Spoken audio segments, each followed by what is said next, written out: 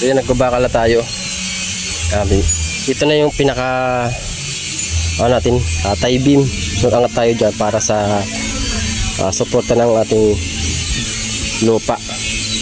So kasi mataas yung taas natin ng lupa dahil sa area na yun, mataas yung lugar na yun. So dito tayo nag tie beam. Yan. Punta doon sa dulo, paikot. Kakaroon tayo ng tie beam dyan.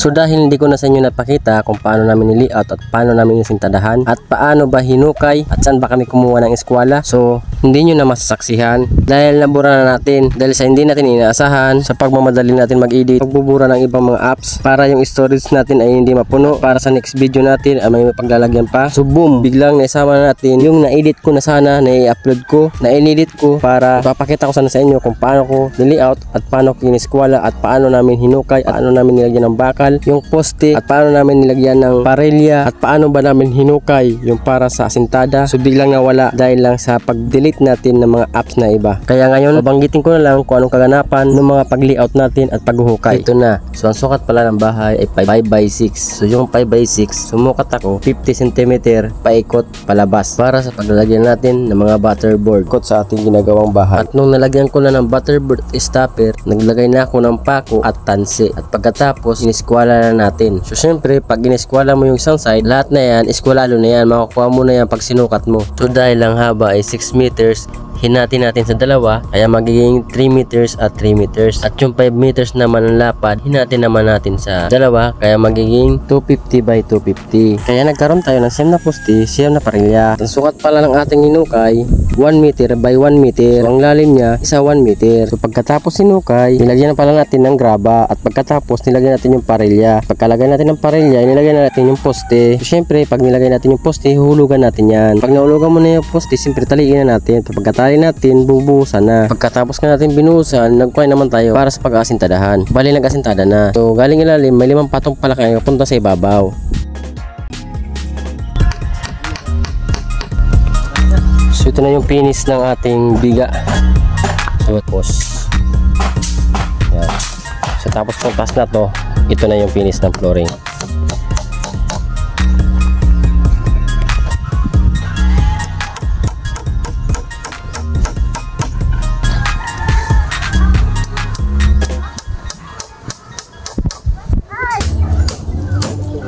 So ang sukat pala ng ating poste 18 by 25. Pagkatapos pala natin isintadahan, nilpisahan natin ang paglagay ng tie beam. So syempre pag may tie beam may bakal, naglagay pala tayo dyan ng bakal at mga dowels. So, bali paikot ng dowels yan at paikot ng bakal. So bali ang lapad pala ng ating tie beam ay 25. So ang ginamit pala natin na bakal ay para sa stirrup ay 9mm, para naman sa mga vertical ay 10mm. Kaya naman dali-dali ko na pinapakasa at pinapatalian. Habang nagbabakal yung iba, ako naman ay gumagawa ng forma at pinupormahan ko na rin yung mga siding. So para sa bayan na, para pag natapos sila, o di ako patapos na rin. Kasi kung hintayin pa natin silang matapos sa pagbabakal, matatagalan tayo. Kaya ako, ang diskarte ko, habang nagbabakal sila, ako naman nagpuporma. So okay ba?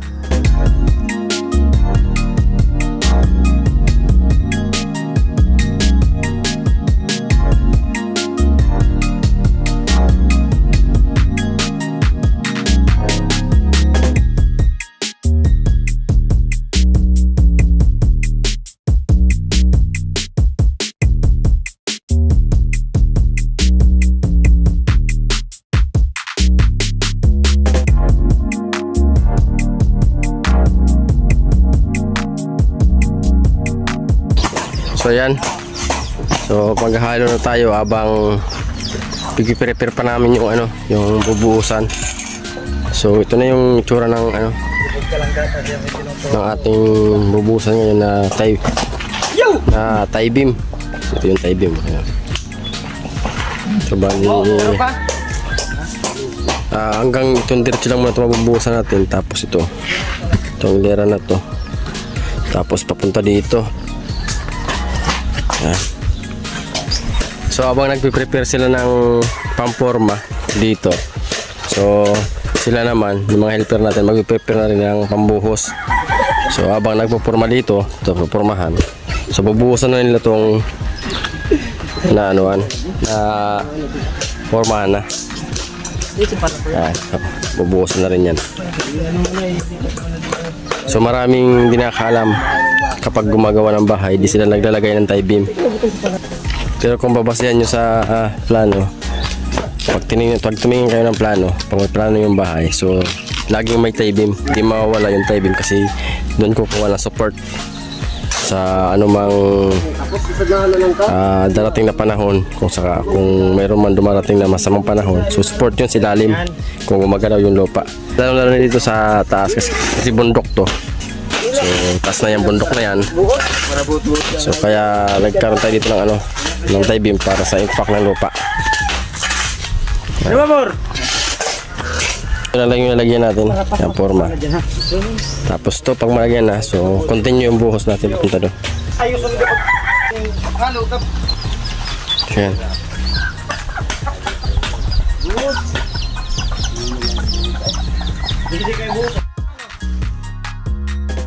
So syempre, nilagyan na rin yung mga singit-singit para maiwasan yung tagas ng ating pagbubuhos. Kaya pinapalagyan ko na sa masipag at bata nating trabador. Kung sakasakali magkaroon ng leak, kung saka tinitakpan niya na yung mga kilikili. Nilagyan na kilikili. Mataas yung lupa natin dito sa tambak. Mataas kasi yung lugar na yun, kaya mataas na rin yung tambak natin dito. Hindi ko na sa inyo napakita yung pag-layout natin dito dahil yung unang video ko, so kamamadali natin, nabura natin yung video. So mali pala yung nabura ko, so kaya di ko na naipakita sa inyo. So ito na lang ipapakita natin yung natayo na. Yan. Tie beam. Grabe, may bulkang main sa ba't nga. Sobrado po. Hindi mo rin lamasun sa halo. Barat man ito. Tatlong supot lang pala ang aking pinapahalo dyan na simento. 4 na graba nga pala at 3 buhangin sa isang simento. At dahil maliit lang yung ating space na pinaghahaluan, kaya pinapahalo ko lang sila ng 3 simento. So syempre pagkatapos nila maghalo at magbuhos, panibagong prepare naman tayo ng ating pambuhos.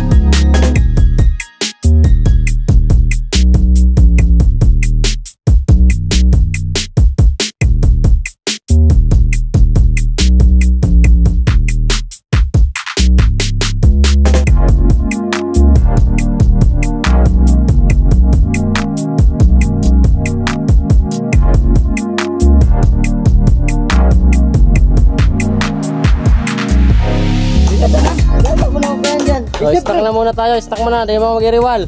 Kaya away na away itong mga bata natin ah. Ikaw magpurot ng halo doon. Di makamadrid. Oh, break time!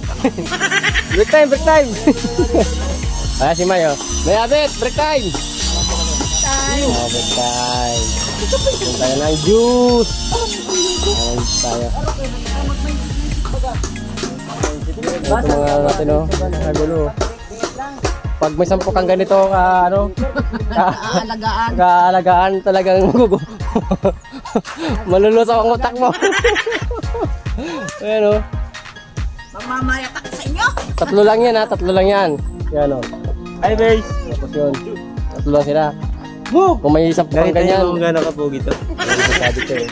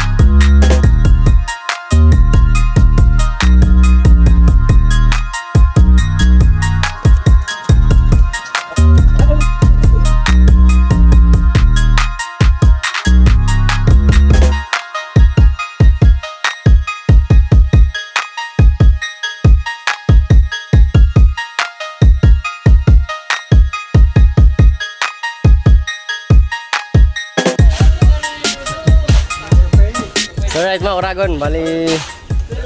Ito na, hapon na. Overtime kami para matapos lang itong bubusan namin. Dahil mo na pinano ito. Oh, bakit? Pinatabas. Bakit? Saan yung banda? Bariyas. Wait. At na. Sandali lang nga, sandali lang. Sayin. Okay na. Ay, paano na? Paano ito? Hindi, baliktad. Chet. Sandali lang. Ayusin lang natin to. Mga Oragon, ayusin na naman ulit kasi okay naman. Wala naman problema. So may problema lang ng konti. May problema. So yan. Ito na lang kasi yung hinihintay natin para may kasadyan. So bubuhusan natin kasi ngayon naghahalo sila. Naghahalo na yung mga helper natin. So dito nagbubuhos na rin sila dito. Ito na lang yung konti na papormahan sa poste. So para Lunes, umpisa naman tayo ng trabaho, paklas na, tapos flooring na naman yung sunod natin bago magposte tayo, umagasintada. Flooring muna natin para yung gagalawan natin maganda, maayos.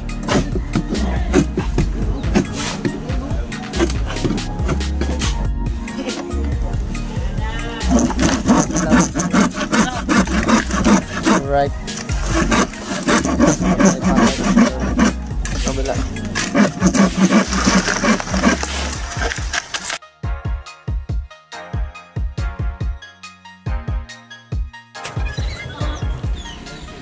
So ayan, bali ito na lang. Hapon na So yun lang last na bubuhusan natin.